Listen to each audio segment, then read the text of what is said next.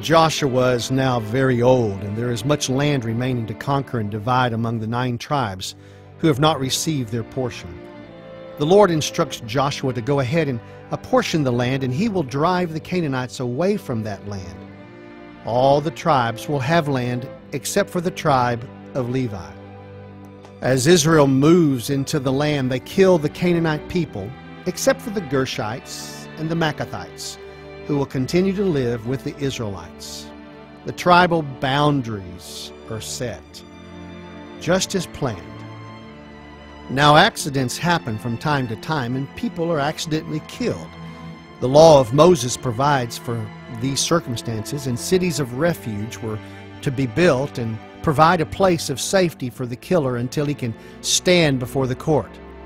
These were the cities to be built as cities of refuge: Kadesh in Galilee, Shechem in Ephraim, Hebron in Judah, Bezer in Reuben, Ramoth in Gad, and Golan in the tribal area of Manasseh. The Levites are given cities to live in as priests, but they do not own the cities. They are owned by the tribes who have inherited them as priests, and they and their families will live in borrowed homes and eat the donations of the people. Before crossing the Jordan River to conquer the Promised Land under the leadership of Joshua, Moses had designated the land where they camped to the tribes of Reuben, Gad, and half the tribe of Manasseh. And when it came time to cross the Jordan, these 3 tribes were charged to take their fighting men and join their cousins in the pursuit of their land. The 3 tribes did this well, and Joshua is now sending them back to their homes on the east side of the Jordan. Once back across the river, the 3 tribes build a large altar. It upsets the cousins greatly. They consider the altar as a sin equal to the transgressions committed at Peor and by Achan at Jericho. Now the 3 tribes respond to the accusations, saying they have not built the altar for sacrifice or offerings, but as a memorial to their faith in the Lord, so it can be seen by generations to come. Well, the priests hear the response, and they realize that the 3 tribes have not sinned, and they say, "The Lord is in our midst." Joshua calls all the heads of the tribes to a meeting, and he reminds them of his advanced age. He is about to die, and he charges them to be firm in holding to the law of Moses, and he challenges them to cling to the Lord. He tells them to never return to the nations, not to intermarry with them. And he also warns them that when they transgress the covenant to serve other gods, the Lord will burn with anger against them. There in Shechem, Joshua reminds the tribal leaders of their history, from Abraham to Moses. And finally, the realization of the Promised Land is a reality. It has not been accomplished by their power, but it's been accomplished by the power of the Lord. The people promised Joshua that they will serve the Lord, and Joshua knows that it is not completely true, so he implores them to rid themselves of their foreign gods and turn to the Lord. They promise to do so, and Joshua makes a covenant with them that day. He writes this story in a book to be kept with the law, and he sets a stone under an oak tree as a witness against them if they break the covenant. After dismissing the people, Joshua dies at the age of 110 years. He is buried in the hill country of Ephraim. The bones of Joseph are finally buried in Jacob's cave in Shechem, which he had purchased for 100 pieces of silver. Eleazar, the son of Aaron, also dies, and he is buried at Gibeah in Ephraim. Joshua's death does not mean the work of ridding the land of Canaanites is over. The tribes of Judah and Simeon join forces and fight the Canaanites in their tribal area. Adonai-Bezek is a Canaanite king who runs from the Israelites. They catch him and they cut off his thumbs and his big toes. He realizes they have all eaten scraps from his table, and God has repaid him for his unkindness. He is taken to Jerusalem, where he dies. The tribes of Judah and Simeon capture Jerusalem and move on to conquer the remaining Canaanites in the Negev and Hebron and Debir. Caleb offers his daughter Akshah to the man who captures Debir.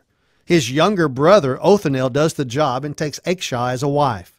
They ask Caleb for some land and a blessing, so Caleb gives them the land of the Negev. With Judah secure, the two tribes attack the Canaanites in Simeon's land.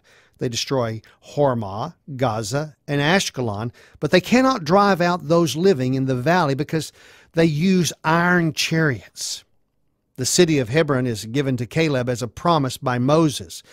The tribe of Benjamin struggles in Jerusalem, failing to drive out the Canaanite Jebusites. Joseph's descendants take Bethel because they have encountered a man leaving the city, and he tells them some secrets about it.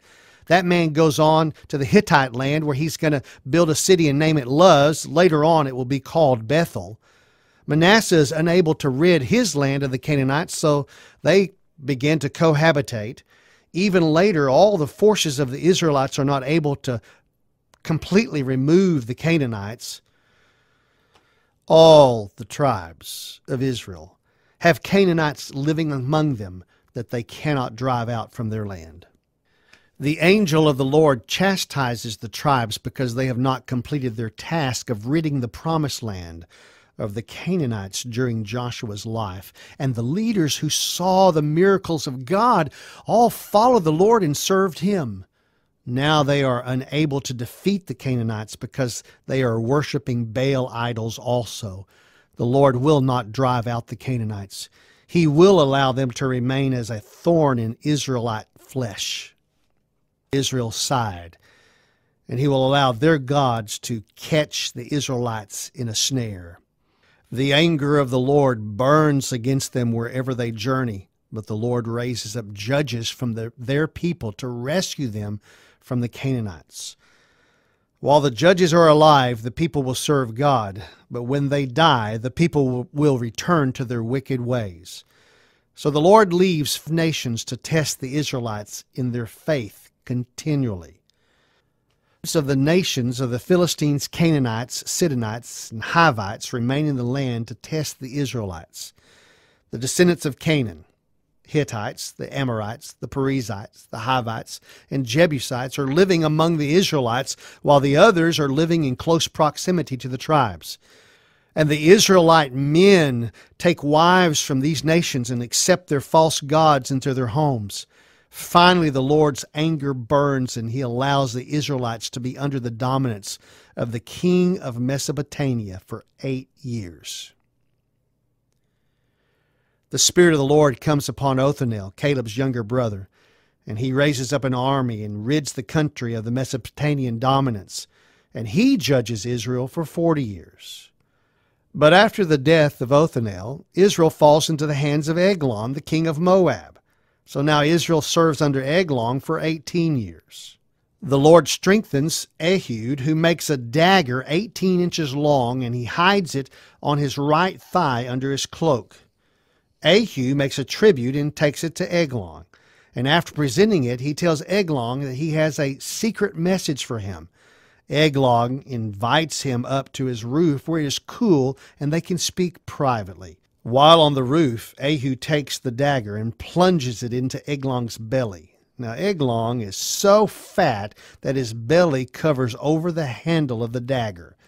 Ehud leaves him on the roof and departs for his house, shutting the doors behind him. Eglon's servants go up to look for him, and they find him there on the roof, but they do not bother him because they think he's relieving himself. And after a while, they become concerned, and they go and they find that he is actually dead there on the floor. Meanwhile, Ehud has escaped, gathered the forces of Ephraim, and he is marching to Moab. And they force the Moabites to a ford in the Jordan River and kill about 10,000 that day. Ehud then becomes the judge of Israel for 80 years. During Ehud's rule, Shamgar also helps Israel by killing 600 Philistines with an ox goad. Following the death of Ehud, Israel falls back into sin. The Lord allows Jabin, king of Canaan, to take control. So for 27 years, he dominates because he has 900 chariots. Sometime during Jabin's control of Israel, Deborah becomes a judge. Sitting under the palm tree between Ramah and Bethel, the people all come to her with their problems, and she makes decisions. The armies and chariots of Jabin have been under the command of Sisera for almost 20 years. Deborah calls Barak and presents a plan to capture Sisera and his 900 chariots. Barak is to gather 10,000 warriors from the tribes of Zebulun and Naphtali, and they are to go up with Deborah to Kadesh. Word is sent to Sisera that Barak has moved his forces to the area, and Sisera gathers his chariots. Deborah tells Barak that the day has come, and he moves his men to Mount Tabor. Now the Lord stirs up Sisera in front of Barak, and Sisera drops from his chariot and runs away on foot, and Barak attacks the army and kills every single warrior. Sisera hides in the tent of Joel, the wife of Heber the Kenite. He makes a deal to have peace always. And so Joel gives him water and milk to drink and hides him under a rug. And she acts as if she's watching at the door of the tent, but she has another plan in her mind. When Sisera falls asleep, she takes a tent peg and she drives it through his temple into the ground. She calls for Barak to come see this dead man, and they all rejoice. Deborah and Barak sing a song that recounts their struggles. And there is peace in Israel for 40 years until Deborah dies. Israel then returns to her evil ways. And this time the Midianites and their Amalekite friends controlled Israel for 7 years. They plunder Israel with each opportunity, coming like a locust to devour the crops and the livestock each year at harvest. But Israel tries to hide in dens of caves and anywhere they can be away from these Midianites and Amalekites. And so near the end of the 7 years of oppression under the Midianites, the angel of the Lord approaches Gideon at his father's winepress, where he is threshing the wheat. He instructs Gideon to defeat Midian, but Gideon is doubtful. Nevertheless, Gideon asks the Lord to stay there until he returns with an offering, and the Lord agrees. Gideon has asked for a sign, and the Lord gives him one when he brings back the bread, meat, and broth offering. The Lord tells him to place the meat and bread on a stone and pour the broth over it. Then the Lord touches it with the end of his staff, and fire consumes it all. Immediately the Lord disappears. Gideon has his sign, and he builds an altar there. The Lord tells Gideon to take 2 bulls and go into town to tear down the altar of Baal and Asherah. He is to offer the bulls on the remains of the idol altars. Gideon is afraid to do it by day, so he takes 10 men and destroys the altar at night. When the men of the city wake up the next morning, they are furious. They find out that it's the work of Gideon, so they go to his father's house, and there they demand that Joash deliver Gideon, but he refuses. He tells the men to let Baal fight for himself. That day Joash renames Gideon, calling him Jerubbaal, since his son had been victorious in tearing down the altar. Afraid, the Midianites and the Amalekites cross over the Jezreel Valley. So Gideon sends a messenger to the 4 tribes to come and meet him. And Gideon puts a fleece on the floor, and he tells the Lord that if the fleece has dew on it and not on the floor in the morning, then he would know that he would be victorious. Well, the next morning, it's just as Gideon says. Just to be sure, he says to God that he needs one more sign. And this time the fleece will be dry and the land around it will be wet. And sure enough, just as Gideon said, it was done. He knows the Spirit of God is with him. And all the people follow Gideon to the mountain, but there are too many. So the Lord tells Gideon that a battle won with this many people will look like they were responsible and not the Lord. Therefore, Gideon tells all the people who are afraid to go home. And on that day, 22,000 men leave Gideon and only 10,000 remain. Well, the Lord tells Gideon to bring the 10,000 men to the water for a test because there's still too many men. Those who kneel to drink water are to be sent home. Those who lap up the water are to stay. So only 300 lap the water and the rest are sent home. That night, Gideon and Pur go to the camp of the Midianites so they can make plans. Gideon sees the number of Midianites and their camels as numerous as the sands of the seashore.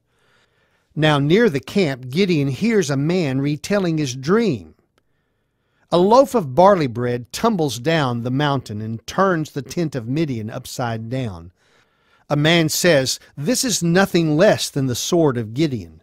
Hearing this, Gideon bows and worships before returning to the camp. Back in the camp, Gideon divides them into 3 groups and arms them with trumpets and empty pitchers. He places torches inside the pitchers and tells them to follow him and copy his actions. At the Midianites' 3rd watch, all the groups are in position, and Gideon breaks the pitcher, holds the torches in his right hand, and screams, "A sword for the Lord and Gideon," and blows the trumpet. All 300 do the same, each standing in his place around the Midian camp. The Lord sends a sword against the camp, and they begin to kill each other. And many run from the camp, and Gideon sends the tribes to pursue the Midianites. They catch the leaders. They kill Orbid and Zeb, whose heads they bring to Gideon while pursuing Midian. Now the men of the tribal area of Ephraim are upset because Gideon did not call for their help. But Gideon calms their anger, telling them, "Don't worry, now your fields will not be plundered by these men and their people." And so Gideon asked the people of Succoth and Peniel to give his men bread, but they will not, because Gideon has not captured the Midianite kings there. So Gideon is disgusted and tells them he will return to them when he has defeated the kings. Catching up with Zebah and Zalmunna, they are left with only 15,000 men. 120,000 have perished in the pursuit of Gideon, and Gideon captures the army and the kings and routs them. Back at Succoth, Gideon captures a youth who writes down the names of the 77 princesses and elders of the city. With thorn branches, Gideon beats the elders. He tears down the tower of Peniel and kills all the men of the city. And he asks the kings of Midian about the men of Tabor whom they killed. They tell him they were like Gideon, like kings. So Gideon explains that they were his brothers, and had they let his brothers live, he would let them live. He orders his youngest son to kill them, but he is so afraid. So Gideon kills them. The men of Israel beg Gideon to be their ruler, but he will not, and neither would his sons or his grandsons. So Gideon does ask each of them for a gold earring from the spoils of the Midianites. They spread a garment, and each gives a gold ring. The weight amounts to 1,700 shekels of gold, and Gideon makes it into an ephod and places it in his city. However, Israel uses it to worship other gods, and it becomes a snare for Gideon. Now, Gideon has 70 sons by his wives, and a son named Abimelech by a concubine. And until his death, 40 years later, the land rests. And after his death, Israel returns to worshiping Baal. Now Abimelech, Gideon's son by the concubine, comes to his mother's house to speak to the whole clan at Shechem. And there he asks them, "Would you rather be ruled by one man or by 70 men?" And they all agree by one man. And so Abimelech becomes their king, and they give him 70 pieces of silver. And with that 70 pieces of silver, he hires a mercenary to go out and kill his brothers. But Jotham, the youngest brother, hides in a cave, and he avoids the slaughter. When Jonathan hears that Abimelech has become king, he comes and he tells the people a story, a parable, about plants who want to serve each other, but none of them will leave their place to do so. And finally, this bramble tree says, "I tell you what, if you'll come be under my shade, I'll protect you, but anybody who does come will be consumed by fire." And Jonathan says, "I tell you, if you do not serve Abimelech, you will be consumed by fire." So Abimelech rules as king of Shechem for 3 years, and he deals treacherously as a king. Now Goal comes to the city with his men, and he asks about Abimelech because he wants to become the king. Abimelech hears about this and goes to fight Goal. The fight lasts all day, and finally Abimelech wins. So he goes back to the leaders of Shechem, and he hears that they're in the tower, and he cuts down a branch with an axe, and he lays it on his shoulder, and he tells them to do the same. They all put the branches in the bottom of the chamber of the tower, and they set fire to them, and all the men in the tower die, about 1,000. Abimelech finds the rest of them hiding in a tower in the middle of the city, and he approaches it to burn it, but a woman throws a millstone which crushes the skull of Abimelech. Abimelech has his servant run him through with a sword so that his name will not be shamed by death at the hands of a woman. And with his death all the men run to their homes, and God repays the wickedness of Abimelech and the men of Shechem.